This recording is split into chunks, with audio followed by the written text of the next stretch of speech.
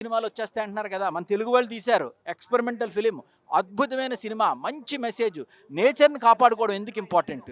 మన పిల్లల్లో greed levels పెరగండి. చిన్నప్పటి నుంచి వాళ్ళకి డబ్బులు సంపాదించమని బుర్ర వాష్ చేయకండి. వాళ్ళని హ్యూమన్ వాల్యూస్‌తో బతకండి.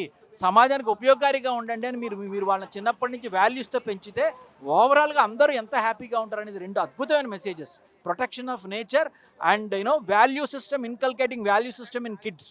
ఈ రెండిటి అద్భుతమైన మెసేజ్‌లతో ఒక ఎక్స్‌పెరిమెంటల్‌గా పాటలతో చాలా బాగా తీశారు. 94 ఏళ్ల కుర్రాడు వీల్ చైర్‌లో. ఎందుకలా అంటున్నానంటే సింగీత శ్రీనివాసరావు గారు 50, 60 ఏళ్లకేళ్ళని చేతులెత్తేసి, పొట్టలు పెంచేసి, కాళ్ళు చాపుకొని కూర్చునే వాళ్ళంతా కూడా ఆయన ఇన్స్పిరేషన్‌గా తీసుకోండి. కుర్రాళ్ళు మీరు 20, 25 ఏళ్ళకి ఏదో చిన్న కష్టం వస్తే ఇంక నేను ఎదగలేనేమో అనుకోకండి. 94 ఏళ్ళకి ఆయన 40 ఏళ్ల నుంచి కథ పట్టుకు తిరిగి చివరికి తన డ్రీమ్‌ని సాల్వ్ చేసుకొని 60 సినిమాలు తీసిన తర్వాత అది కూడా. నాగశ్విన్ గారి దగ్గరికొచ్చి తీశారు. నాగశ్విన్ గారు మీకు hats off sir.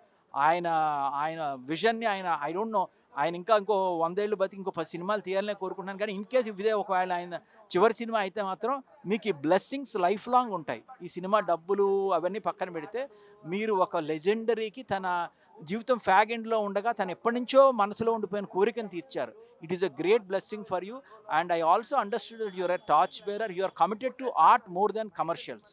So you're a fantastic man. Your organization is fantastic. Your entire directorial team and all the entire crew ఎవరైతే ఆ పిల్లలు ఉన్నారో ఆ హీరో హీరోయిన్ అంతా ఫ్రెష్ మైండ్స్ చాలా బాగున్నారు. ఫ్రెష్ ఫేసెస్ అద్భుతంగా ఎమోట్ చేశారు. I think it will hit. It will be a good hit.